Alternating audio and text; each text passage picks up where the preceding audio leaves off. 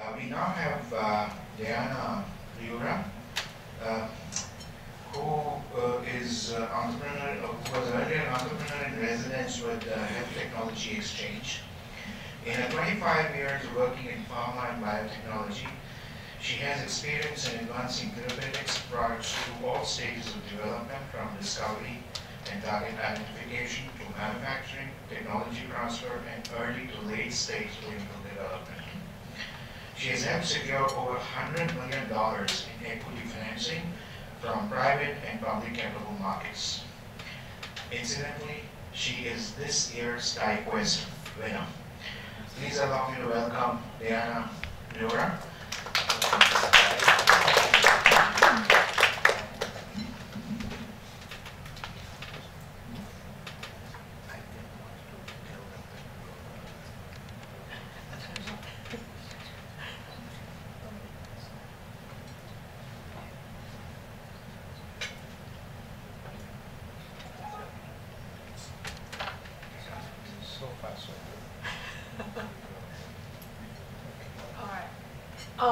I'm thrilled to be here today, and what I'm going to do is take a slightly different approach. I'm going to do a bit almost like a case study on our company and what we've been doing. I'm going to try to tie in, I think based on the presentations we've heard, you'll see how some of the things that all my esteemed colleagues that have come before me have discussed have fallen into and helped us develop a business plan that allowed us to have some successes this year, and I'll share that with you as well. So I toggle down, right? Here we go. We are a company that is dedicated to transforming the lives of individuals who've been paralyzed. 15 million people every year have a stroke somewhere in the world, and 5 million of them will end up with severe paralysis. In the US alone, we have 250,000 people who have a spinal cord injury and lose the use of their legs and or their arms. When you lose the use of your arms, you actually lose your independence. It takes away your dignity to be able to do the things that you and I take for granted. The ability to groom ourselves, the ability to brush our teeth, feed ourselves, dress ourselves, the ability to go to the ladies' room or the men's room unattended. Okay? So the consequences, obviously, are very devastating for the individuals. They're also very economic when you think about it, because if someone needs assistance, and if it's just an hour a day, which would be an unreal expectation for these patients, and if you can find someone to help you for $19 an hour, that's $7,000 a year. So you can start doing the math, and this thing will just continue to go on. So here's our problem. We need to get people to use their arms again. It's a really big market. There are a lot of people. In just Canada, the US, and Europe, the number of people whose arms are severely paralyzed approaches over 800,000 a year. These people aren't dead. They're continuing to live. They need to continue to grow. That number is becoming painfully higher. There's a report that just came out today that the average age for someone with kind of a stroke is continuing to drop, and that 1 out of 5 people will be under the age of 50 or 55 when they have a stroke. This is very serious for us. So long-term costs, there's a lot of pain here. The pain of having your dignity taken away, the pain of all of the costs that are associated with it. So here's the problem, all right? What I'd like to talk to you about is a technology that Simple Systems has that we've developed, which is what we call reclaim therapy. Reclaim actually is just a working name right now, but it allows us to brand it in a way. What it is a culmination of work of an engineer at the University of Toronto and Toronto Rehab, who has developed some proprietary algorithms or software. There's a whole suite of these that we use to treat patients. There's a proprietary hardware component, which is a stimulator that delivers this therapy. And with the assistance of a physical therapist or an occupational therapist, you have a very specified therapy program that we run patients through. And they regain their voluntary use of their arms. We actually have evidence in both stroke patients and spinal cord injury patients that a profoundly paralyzed arm that you can't move at all can reach out, grasp, and do things again. It's transformational. Great science, great everything, no business plan. So when I met Dr. Popovich, actually through PyQuest a few years ago, they presented a business plan that didn't get past, I think, the third level, or the first level, second level, whatever. Didn't go very far. There was a general feeling that great technology, great opportunity, horrible business plan, I think was a universal comment I think from the reviewers.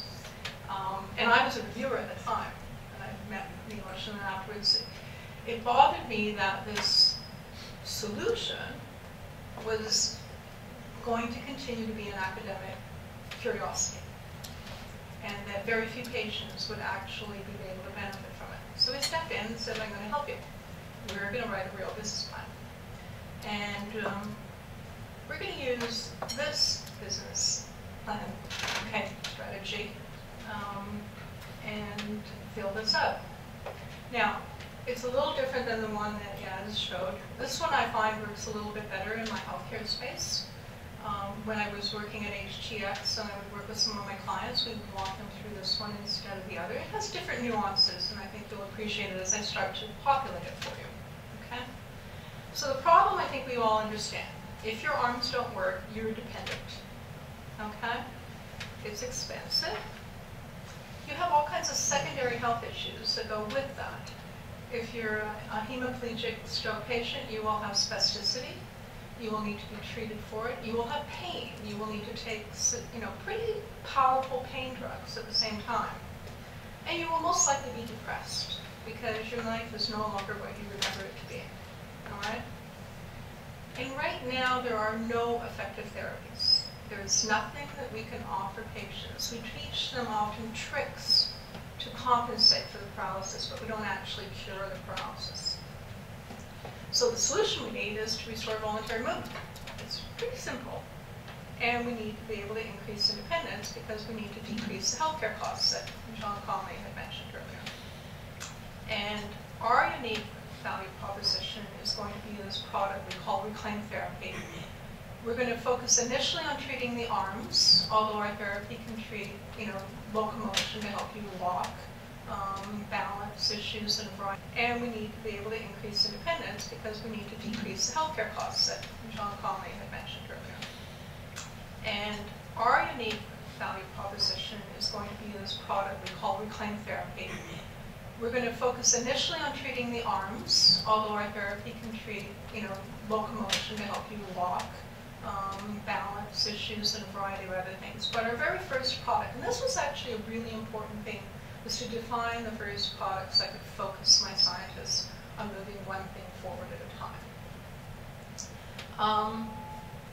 We can have a major impact on this economic burden, and we've designed it such that it's really disruptive therapy. When you solve a problem that's been around for centuries, essentially, and do it in a way that no one else has been able to achieve, you are disruptive. It will change a lot of dynamics.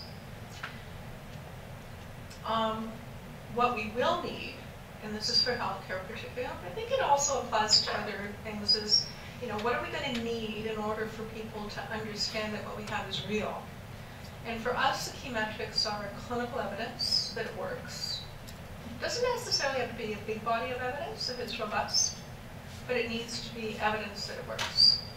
And we need to get regulatory clearance. I need to be able to put together a plan that's going to get me through Health Canada, through the FDA, through the regulatory authorities. So that will be, but these are going to be the two main hurdles. Clinical evidence to guide the clinicians, and regulatory evidence to tell the regulatory authorities that it's safe to give to patients. And we'll develop a program around that. Our unfair advantage is it works. We have data that shows that we can. We've got trials that are randomized, as we call them. We have control patients. We have best practices given to them to a control group, and we had our Reclaim Therapy given to a treatment group. And our treatment groups, even though they were small, had profoundly greater improvements in their arm and hand and self-care independence. We have patients who start in the bottom quartile, which meant they were dependent on someone for everything, And in our group, they would move to the top quartile. They were pretty independent people. There were a few things they may need adaptive devices for, but they could do almost everything on their own. We also have patents. We have 3 patents. We have hardware, we have software, we have a variety of things. So these are our barriers to entry for our, no competitor has clinical evidence they can actually do this. So we're great, wonderful. No problems so far. We have a business plan that we're developing. Medical devices, such as the ones you've shown, are usually in rehabilitation. You normally think that your customer is going to be your physical therapist or the rehab clinics that administer the therapy. And that was our initial assumption. In fact, that was the initial assumption of people who started to look at us and talk and review some of our applications to OCE and various other people as we were trying to get a little bit of money. It came back, though, that, you know, this isn't the physical therapist's problem. This isn't their problem. It's the patient's problem. In fact, the physical therapist loves you to come back for hours and hours of ineffective therapy. Really. So we got that wrong. Right? We went out and we did a lot of things and we looked at it and said, this is wrong. What you need to do, and I think, yeah, I mentioned, you've got the problem, know the customer, understand who's paying your solving, who's currently paying for all of this. Well, as it turns out, oopsie.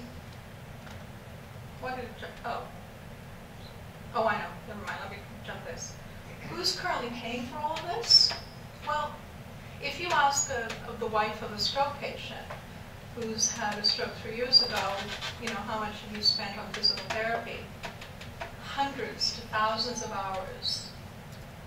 And most of it comes out of their own pocket. Okay?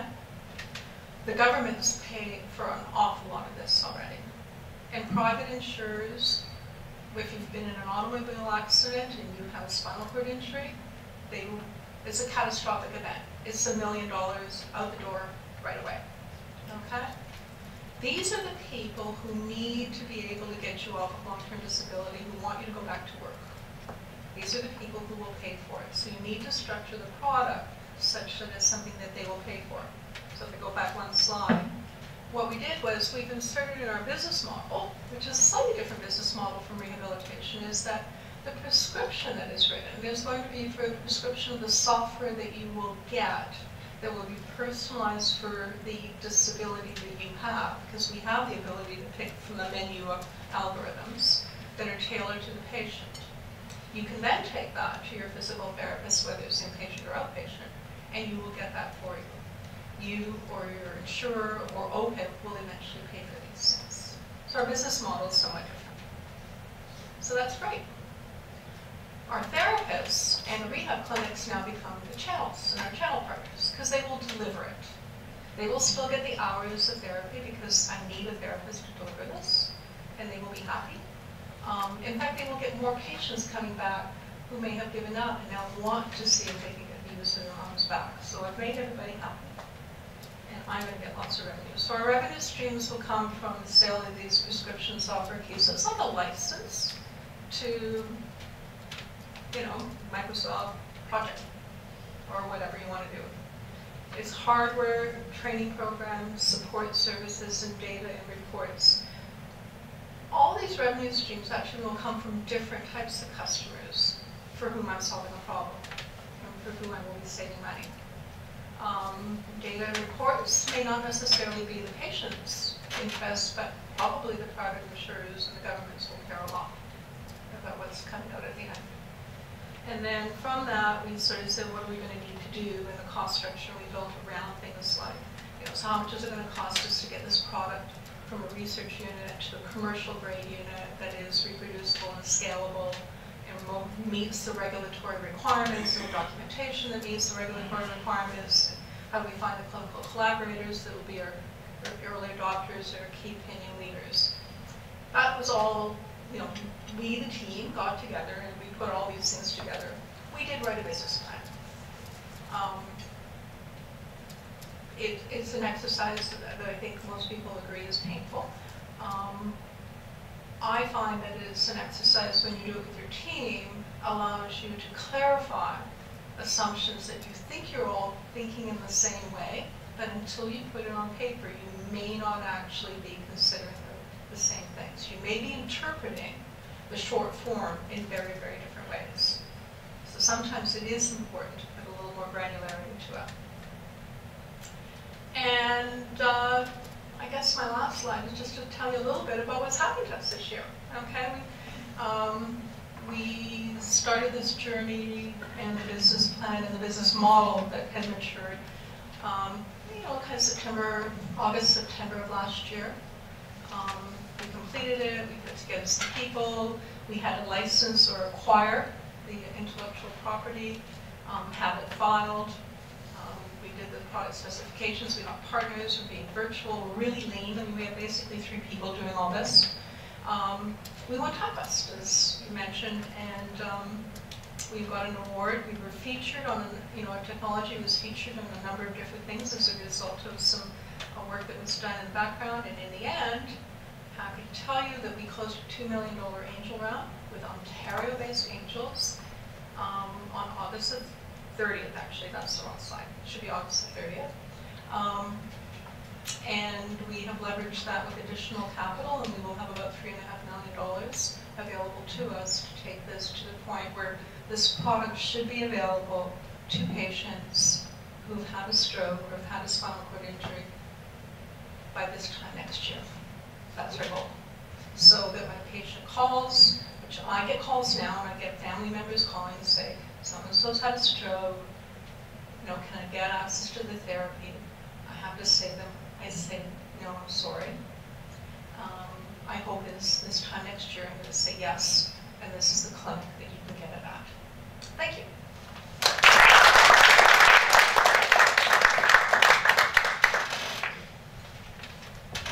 Yes?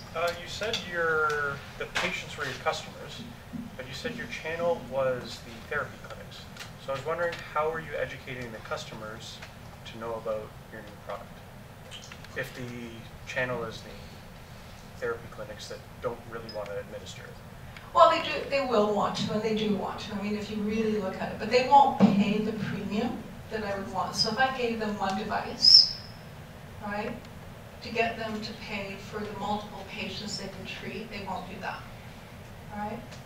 My goal was to derive benefit and revenue from every single patient that we treated, as if this was a pill that you were taking, because I think the value to the patient is way beyond the cost of this license. And this license, if you ask somebody who has a paralyzed arm, what would you pay to get your arm back?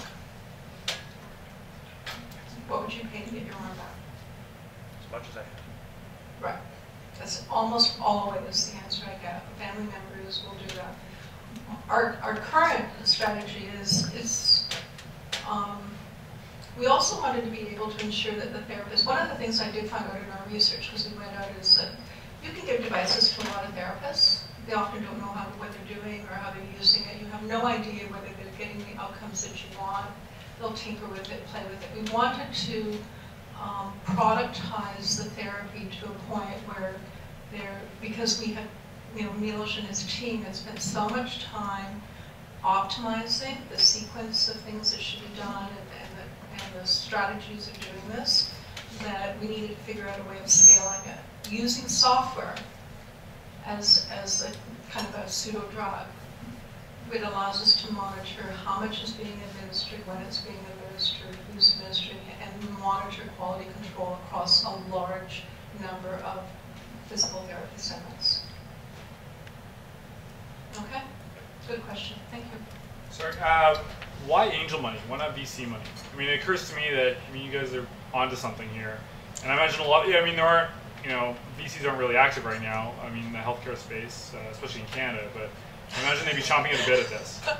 And it occurs to me, I mean, all things considered, you know, VC money is smarter than angel money, right? So, generally, not always the case, but... I disagree with you on okay. that. I mean, it depends who your angels are.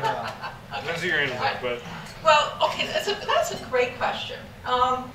So my background is I did work for some of the larger healthcare venture capitalists here in Ontario. Okay. You know, I worked with NBS Capital. Actually, John and I had offices next to each other at the time. Okay. Right, John? Remember those days back in the 90s? You don't want us as an investor. No. Good job. And you know, I worked with Ventures West. We did work with a lot of the other folks, and Genesis Capital and BDC were investors in my last company. For this particular venture, because I don't need to run a clinical program in order to get clearance in Canada, I didn't need the tens of, the 10 to 20 million dollars ultimately to get to market. I needed to productize the product. I needed about 3 to 3.5 million. I also wanted to be able to have access to advisors or people who knew the, I guess what I call rehabilitation space. I was actually able to secure some investors who work in long-term care, do physical therapy, actually have these patients, and have had hands-on experience with these patients. One of them is on my board, now. I wouldn't get that from any of the VCs that I would have gone to. I know all of them in Ontario, and I wouldn't have gone.